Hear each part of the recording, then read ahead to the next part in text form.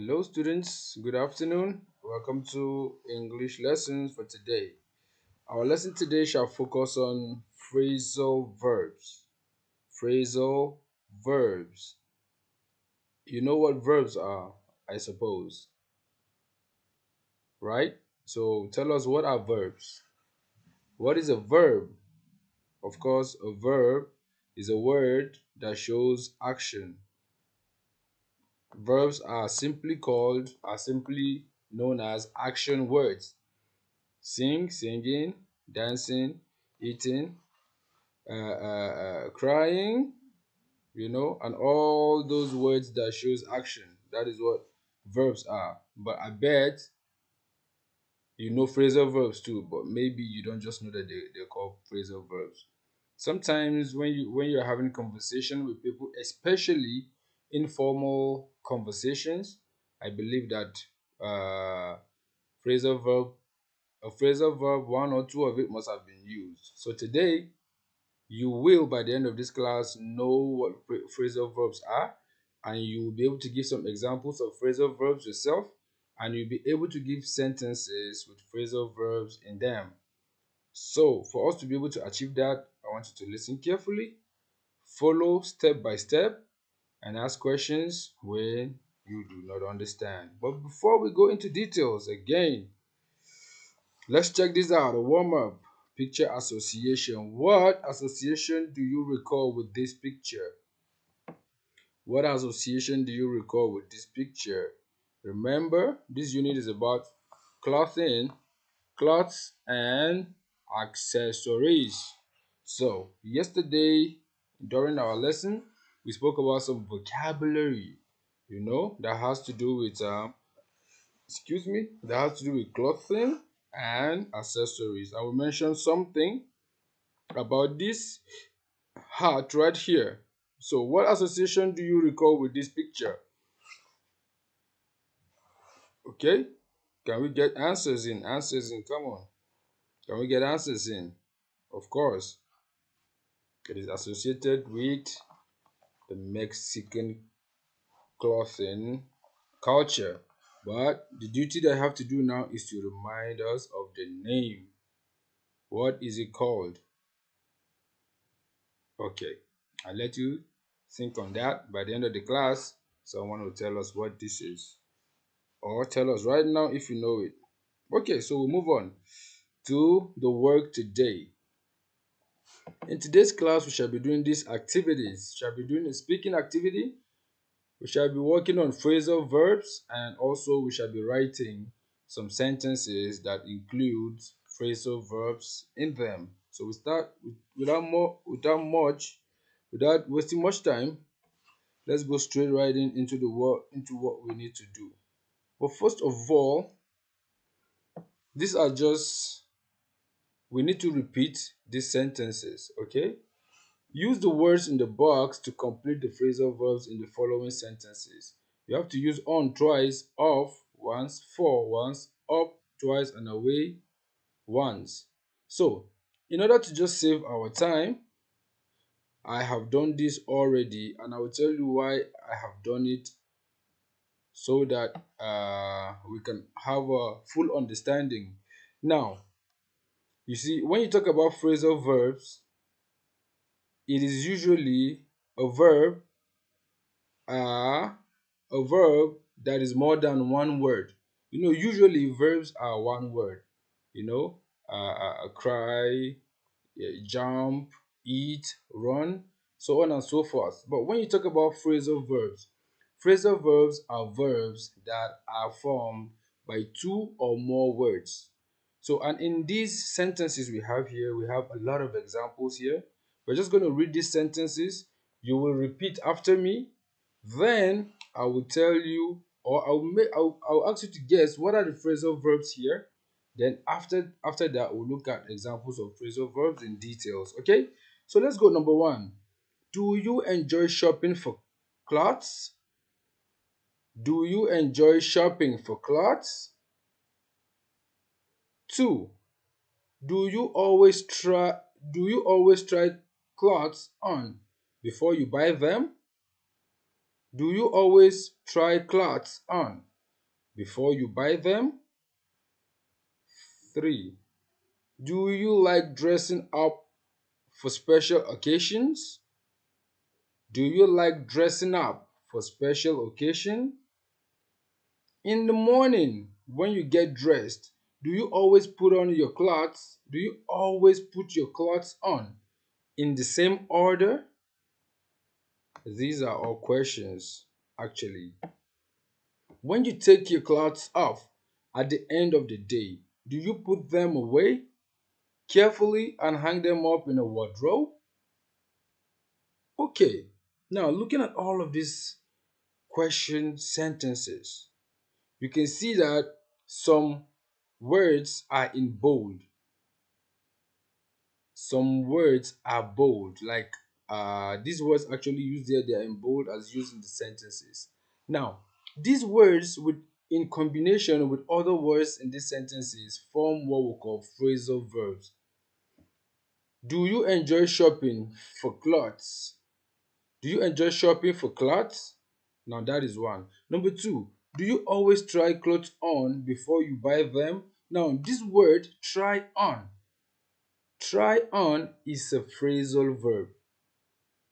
Try on is a phrasal verb. In a minute, I will explain the meanings and give other examples too. But for now, I want you to just get it that this word try on is a phrasal verb. Remember, phrasal verbs are made up of more than one word. Okay? Now, do you like dressing up for special occasion?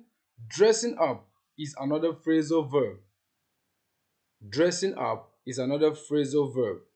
In the next, number 4, in the morning when you get dressed, do you always put your clothes on? Put on. Put on is another phrasal verb.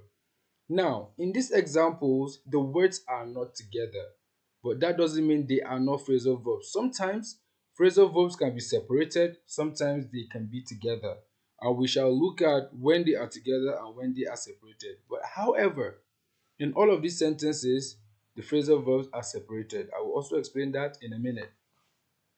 When you take off, when you take your clothes off, take off is another phrasal verb here. Take off. You will see soon. Another phrasal verb here is put away. Put away. Put away. Okay? And you can see another word here, up. Well, in these cases, the phrasal verbs are separated. Okay, let's just move to the next slide and I'll explain in more detail. Now, here we go. Phrasal verbs are verbs made up of two or more words. Okay, example, get up, look at, sit down. Okay, they are verbs made up of two or more words. You can see clear examples here. Get up, look at, sit down.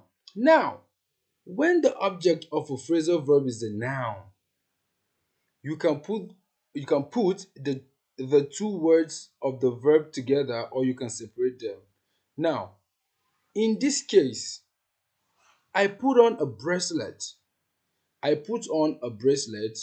You can write it like that, or you can say I put a bracelet on. The reason why you can separate them or put them together is because there is an object. The object here is bracelet, is a noun. The object here is a noun. When there is a noun, when the object of the phrasal verb is a noun, that is, when the word associated with the phrasal verb is a name of a person, thing, material, or whatever, you can put the phrasal verbs together or you can separate them. The sentence will still be grammatically correct. Like in this example, I put on a bracelet. You can also choose to say, I put a bracelet on. Both sentences are correct, but it doesn't change the fact that put on is a phrasal verb. This is why some of the phrasal verbs here are separated. Okay? Like, for example, put your clothes on. You can say put on your clothes, it's still correct, but because the cloth here is a material, is a name, that is why the phrasal verb put on can be separated. If you say Do you always put on your clothes? It's still correct. You can also say put your clothes on. You see, it is also correct because the word clothes is a noun. Okay, so or you can choose to say I put on a bracelet or I put a bracelet on. Remember, that is only if the word associated with the phrasal verb is a noun. However, if the word is a pronoun, you must separate the two words, because then if you do not separate them, it won't make sense. Look at this example. I put it on.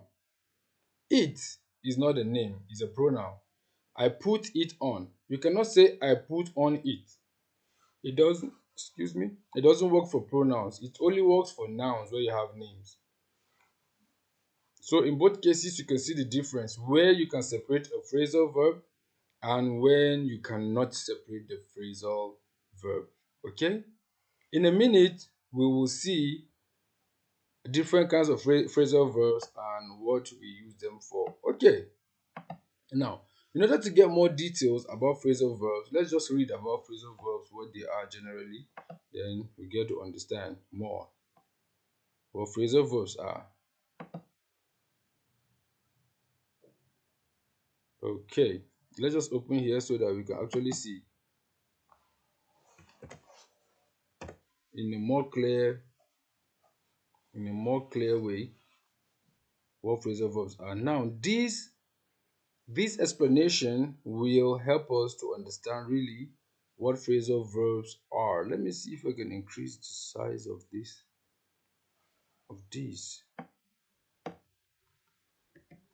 so that we can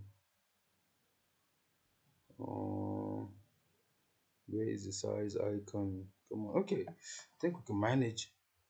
So we are going to read this together and I'm going to try to explain. This tells us what phrasal verbs are and gives further explanation. Okay? Alright, let's go together. Phrasal verb. A phrasal verb is a verb followed by a preposition or an adverb. This combination creates a meaning different from the original verb alone. For example, the verb to get means to obtain. For example, I need to get a new battery for my camera. This is uh, an infinitive, okay? The two infinitive of a verb. Get. You know, verb ordinarily has one meaning, but when it comes to phrasal verb, you see how phrasal verb is different now. The phrasal verb to get together. So there's a phrasal verb meaning get together. That is get together. Now the meaning of that is for people to meet, either for a party, for a meeting, for class, or for something. I mean, means to meet, either for a meeting or for a party or for something. So for example, why don't we all get together at the weekend? You see, the meaning of get here and get here is different. Usually in a phrasal verb, the meaning of the verb is different from the ordinary meaning that we know the verb to be. So, with it is only with practice that you can get better at understanding the meaning of phrasal verbs. Okay? So, I need to get a new battery for my camera, which means, of course, I just need to buy. But here, why don't we all get together at the weekend? The phrasal verb get together means meet. Okay? So, phrasal verbs are part of a large group of verbs called multi-part or multi-word verbs. The preposition or adverb that follows the verb is sometimes called a particle. That is the terminology used, for mentioning different parts of the phrasal verb. Usually, a phrasal verb contains a verb and a particle. Together, it forms a phrasal verb, and usually the meaning is different from the meaning of the ordinary verb in a sentence. So, let's look further in. Phrasal verbs and other multi-word verbs are an important part of the English language. However, they are mainly used in spoken English and informal texts. They should be avoided in academic writing where it is preferable to use a formal verb such as to postpone rather than use to put off. Now, to put off is a phrasal verb which means to postpone. Okay?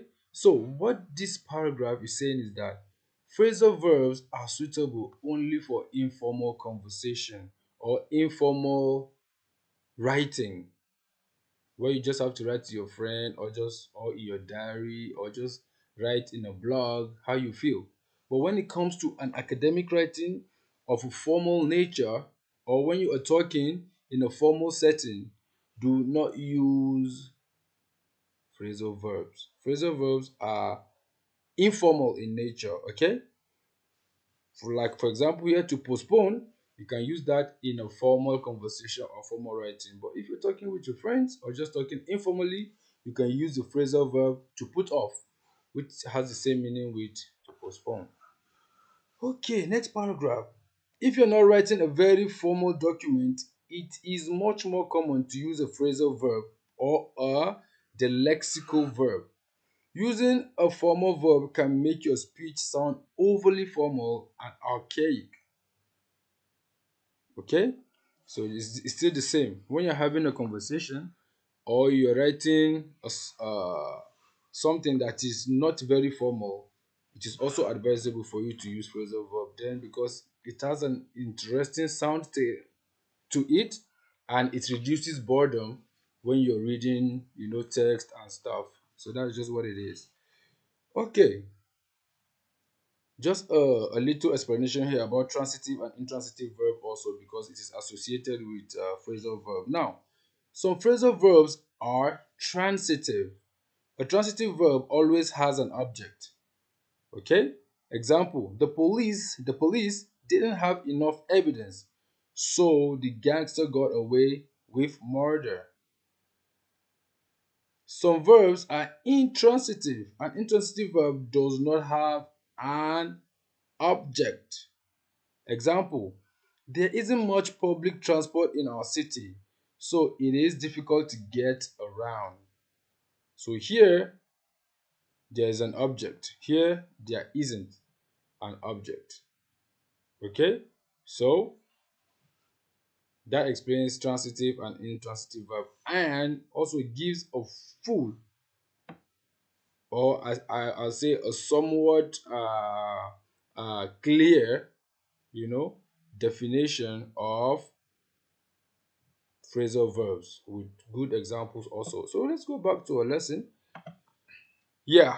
Now, what we're left to do is the speaking and writing task. The speaking and writing task simply is ask and answer the questions in exercise 5 with a partner. Okay, in our books, let's go to exercise 5 and the questions there we are to ask and answer them with ourselves. Okay, now after that, write a paragraph explaining your view on clothes and fashion. Write a paragraph explaining your own view on clothes and fashion using 4 sentences. In those sentences, use phrasal verbs. Okay? In those sentences, use phrasal verbs. And I think that is pretty much thing we need to do. So in case we are done on time, so we do this as a homework also. Write a paragraph explaining your views on clothes and fashion using 4 sentences that has phrasal verbs. Now, there's a little difference here and here. Here is write a paragraph explaining your views on clothes and fashion. I use 4 sentences and use phrasal verb. Now, this and this are somewhat the same. But however, let's see if you can write both in different ways or the same way. Just try to put like a little bit of diversity in what you're doing. If you can, of course, do this, and if you, according to your ability, you can write another for your homework. But however, some of us, because we are different and our abilities are different, if you have done this, then you can give it as your homework. Of course, remember, here you are speaking, and here you are going to write it down. Okay, so this is it about phrasal verbs. Remember, a phrasal verb has two parts, a verb part and a particle part. They are put together. Generally, phrasal verbs are verbs that include more than one word.